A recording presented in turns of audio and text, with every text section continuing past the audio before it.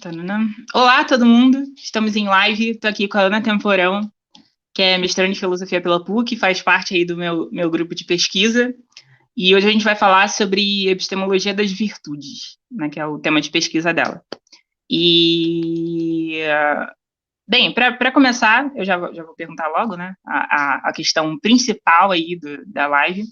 Mas enquanto isso, vocês podem aí se inscrever no canal, dando uma curtida nesse vídeo para ele chegar em todo mundo, para a live ter bastante gente, bastante pergunta.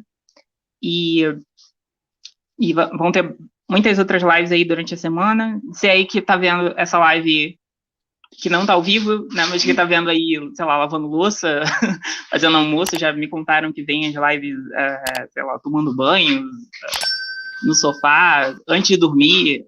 É incrível as possibilidades que essas lives abrem. Mas, enfim, deixem suas questões aí no chat, se inscrevam e, bem, Ana, me explica, o que é a epistemologia das virtudes e qual é o seu objeto? Explica isso para mim. Então, primeiramente, boa noite, Elan, obrigada pelo convite, é sempre muito legal estar com você.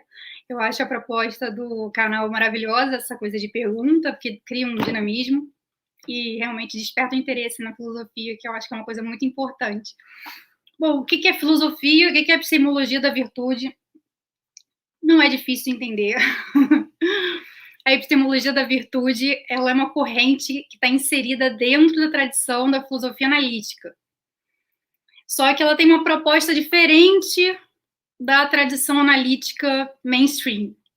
Ela, durante décadas, o clássico livro Princípio e Ética, do George Edward Moore, de 1903, ele ficou sendo como a única grande obra de ética dentro da tradição analítica. Ainda no início do surgimento da filosofia analítica, lá atrás, Wittgenstein, Carnap e Quine alijaram a ética de uma investigação filosófica séria. Os positivistas lógicos eliminaram a ética normativa tanto quanto eliminaram a metafísica. Então, a ideia geral é muito bem resumida numa frase que foi dita pelo próprio Moore, no começo do Princípio e a Ética. O filósofo ético não deveria dar conselho pessoal ou fazer qualquer tipo de exortação pessoal dentro da sua filosofia. Então, esse é o pensamento que resume bem o que aquela corrente daquele momento estava pensando sobre ética. Assim, a ética foi posta de lado, de um modo muito semelhante ao que ocorreu com a metafísica. Segundo os positivistas, as questões morais elas não podem ser respondidas pela ciência. Então, eles deixaram de lado os estudos morais.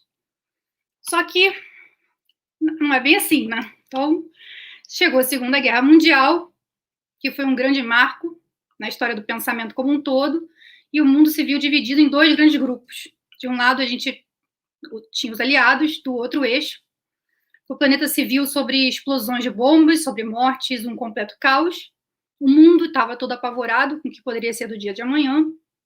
O nazismo e o fascismo nos provaram que o ser humano é capaz de, em nome de um suposto bem comum de todos, que obviamente o bem comum que foi criado, que saiu da cabeça de um outro ser humano, nós somos capazes de massacrar grupos de pessoas, centenas, dezenas e milhares de pessoas, todas mortas em nome do que é melhor para a nação. Então, pensamento em grupo, no coletivo, que é melhor para todos, nesse sentido, de união, ele é uma coisa muito importante, ele não está errado. O que está errado são os excessos, né? O problema começa quando um grupo de pessoas resolve se atribuir um status de superioridade moral digno de decidir pelos outros. Quando isso acontece, nós estamos falando em termos políticos em regimes não democráticos, ditatoriais, com concentração de poder. Nesses regimes, quem decide o que é melhor para todos é um grupo tão humano e tão errante quanto qualquer outro. E o bem comum acaba sendo o bem para aquele grupo, e não para todo mundo. Então, voltando para a Segunda Guerra Mundial. O eixo perdeu para os aliados, como todo mundo sabe, e foi condenado a ser julgado por uma série de tribunais internacionais, dentre eles o mais famoso, como o Tribunal de Nuremberg, onde foram julgados os principais agentes do nazismo. Nesse momento, a história do pensamento entrou num grande point of no return. Nesse julgamento, esses altos executivos do nazismo alegaram que estavam apenas cumprindo ordens, ou seja, tudo o que eles fizeram era devidamente legal dentro do próprio país. O extermínio de judeus, portanto, era legalizado, era institucionalizado. Eles eram apenas mandantes, e Hitler, alguns historiadores podem discordar, mas tudo consta que foi eleito democraticamente. Ou seja, nós temos aí um hard case de direito internacional. Você já vai entender o que eu estou falando disso. Não estou viajando, não. Onde, de um lado, nós temos o princípio da autodeterminação dos povos, da independência dos países de se auto-organizarem sem influências externas, e do outro lado, nós temos os direitos humanos completamente violados em todos os seus princípios mais básicos. E o que acontece aí, nesse momento específico, com esse marco do pós-Segunda Guerra, e com esse julgamento, tendo esse julgamento como um poeta emblemático, um marco na história do pensamento, a tradição analítica, que era fortemente influenciada pelo positivismo, percebeu que não dá mais para ignorar a importância da ética e da moral. Então, aqueles temas que lá atrás estavam sendo muito deixados para um plano do não vamos tratar de ética, ou igual o Moore falou também no início do livro, o bom é o bom e é isso. O máximo que eu sei falar de bom é que bom é bom. Eu não sei definir, mas é isso. É o que basta para a gente falar o resto do livro. Esse tipo de definição genérica, ou então de você evitar falar sobre a ética, não deu mais para continuar. Essa postura precisou ter uma alteração. E aí, o pensamento na segunda metade do século passado se viu, realmente, os filósofos se viram muito envolvidos com esse tema, com o tema de ética, de moral, afinal de contas, a gente precisa dar um rumo, né? Não dá para ficar fingindo que não está acontecendo nada. Não dá para discutir lógica com bomba explodindo do teu lado. Então, e esse parênteses contextual que eu estou fazendo é importante para ilustrar a relevância para os temas atuais também. Porque que a ética ainda é muito importante. E uma ética contextualizada com outros ramos da filosofia, com outros ramos até mesmo fora da filosofia, é muito importante. Porque o radicalismo nazifascista da Segunda Guerra Mundial, ele não virou pó, ele continua, ele existe. Então, enquanto ele existir, ele continua sendo um problema para todos nós. E o debate de ética e moral, então, foi retomado, movido por essa evidente necessidade que se impôs após esse cenário apocalíptico, que foi no pós-Segunda Guerra Mundial, e ainda foi acompanhado pela Guerra Fria. Então, nós éramos obrigados a abstrair o fato de que a qualquer momento poderíamos explodir a Terra com todo o armamento nuclear que nós havíamos já conquistado, em especial pela União Soviética e pelos Estados Unidos. A epistemologia da virtude, então, nasce dentro desse contexto pouco romântico e impulsionada também pelos movimentos dos filósofos da linguagem comum, que é muito importante ressaltar aqui. Começaram a quebrar um pouco o domínio do formalismo e dessa adoração absoluta pela ciência e pela matemática que vinha acompanhando a tradição analítica naquele período.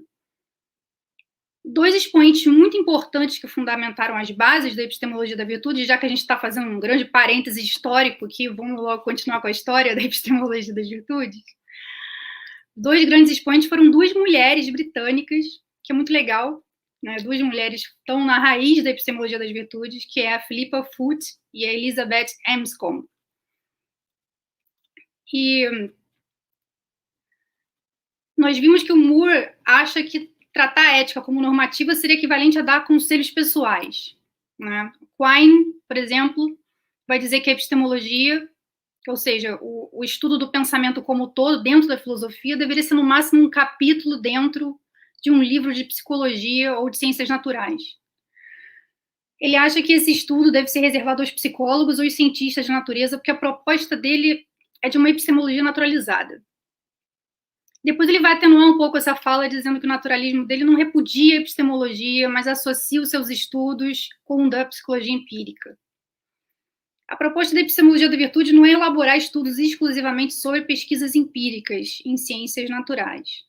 Os filósofos analíticos, ao fazer ética, não estão preocupados em manter uma tradição de adoração à matemática, à lógica, à ciência, porque eles já entenderam que isso sozinho não explica muita coisa. Então, eles não usam muita lógica simbólica nem formal com o restante da tradição. Os filósofos da epistemologia da virtude não consideram que só porque não podemos reduzir ainda as afirmações éticas em termos matemáticos, porque nada garante também que a matemática não possa se recriar e criar um mecanismo capaz de poder explicar tudo, ser reduzido em termos matemáticos. Nada é impossível, né? Mas ainda não é capaz de reduzir as afirmações, a gente ainda não é capaz de reduzir as afirmações éticas em símbolos matemáticos. Mas eles não consideram que só por causa disso é que não quer dizer que esse campo de estudo não possa ser cognitivo. Nem que ele esteja fora do domínio do conhecimento, como disse o Russell. O Russell falou que visões morais não são nem verdadeiras e nem falsas, são suscetíveis de verdade.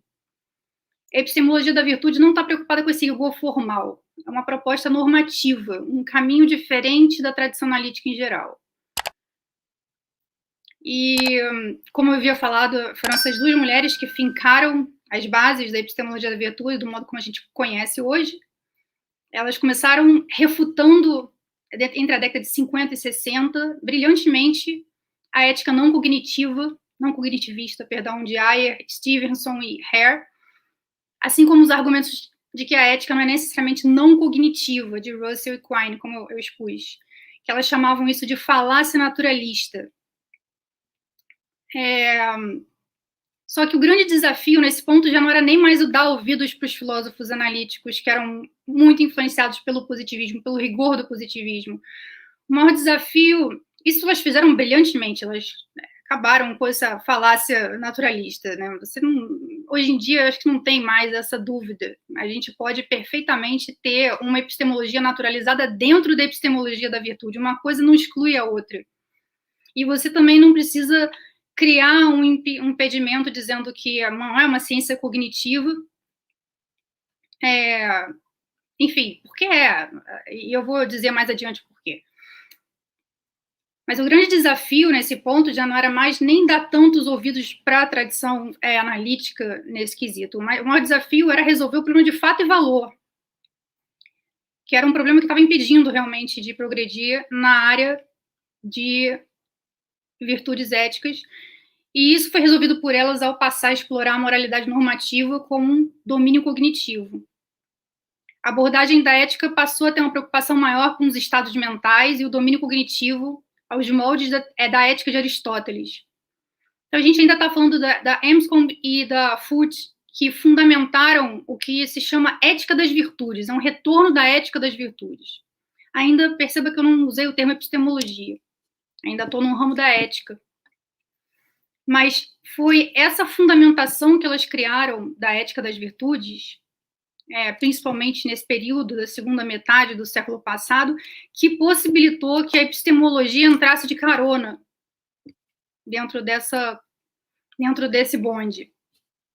Então, a ética da virtude, ela é uma alternativa, ela se apresentou como uma alternativa genuína ao utilitarismo e ao kantismo.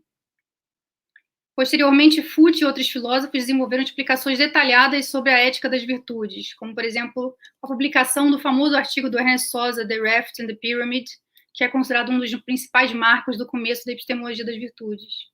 Sosa, nesse artigo, chama atenção para a importância de se trazer para dentro da epistemologia o estudo da ética e desencadeou com isso uma série de publicações sobre a epistemologia das virtudes em suas diferentes vertentes.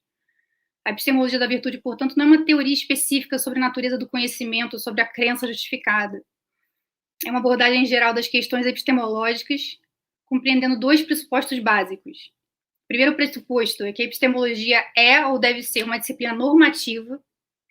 E o que isso significa? Significa exatamente o oposto que o Moore disse lá, que eu falei lá no início. Significa fazer afirmações de como as coisas deveriam ser, não apenas de como as coisas são. Algumas afirmações descrevem como as coisas são, enquanto outras afirmações dizem como as coisas deveriam ser. As afirmações de primeiro tipo são afirmações descritivas, enquanto as do segundo são normativas. Então, por exemplo, se você diz o céu é azul, você está fazendo uma afirmação descritiva sobre como você vê o céu.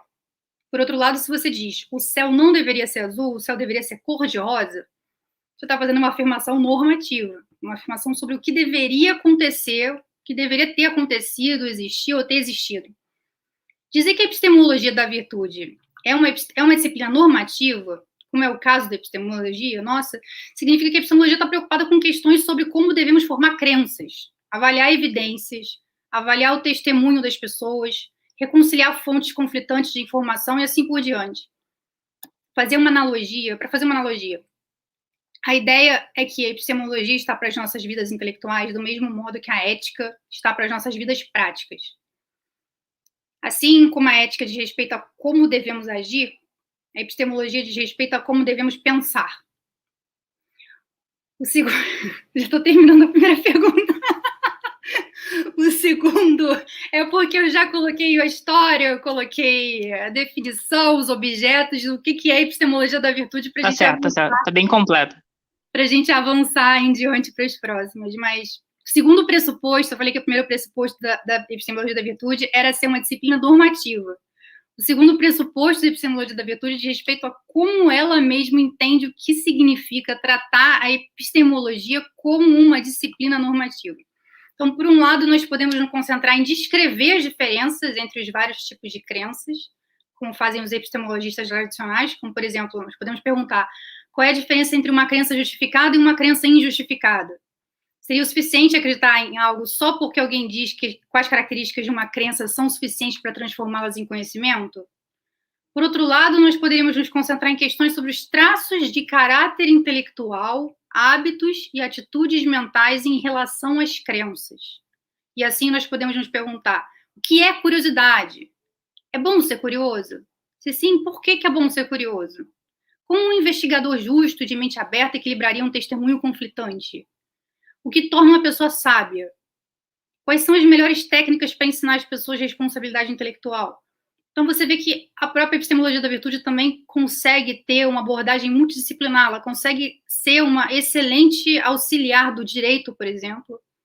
O direito, principalmente a parte processual, é muito pautada em princípios que dizem respeito ao comportamento do juiz. Então, um juiz ele tem o dever de ser imparcial. Só que imparcialidade é uma virtude. Então, o direito não vai explicar o que é a virtude, mas vai precisar da filosofia para fazer isso. E a filosofia que vai discutir, afinal, o que é a imparcialidade de fato, como é que ela se comunica com as atividades cognitivas, com a psique, enfim, a psicologia já vai entrar com uma outra abordagem diferente, mas são aspectos multidisciplinares que o direito não dá conta sozinho, ele precisa das outras áreas para fazer isso. Então, para finalizar essa pergunta, esse parêntese gigantesco, história, objeto e o que é a epistemologia da virtude? A epistemologia da virtude trata dessas questões sobre o caráter intelectual das pessoas, suas virtudes, vícios intelectuais, como sendo as questões fundamentais da epistemologia, não se preocupando tanto com a tradição positivista da filosofia analítica e tampouco em se limitar aos resultados das pesquisas empíricas. Então, acho que tá bom, né? Tá bom por aí. Olá, se você gostou desse vídeo, você pode ajudar financeiramente em padrim.com.br/elomarinho, doando a partir de R$1 por mês. Se quiser fazer uma doação única, também pode usar a chave Pix, que tá aqui na descrição. Todo o valor é reinvestido no canal. Se não puder, tudo bem. Já ajuda muito dar uma curtida nesse vídeo, compartilhar e se inscrever no canal Filosofia Acadêmica.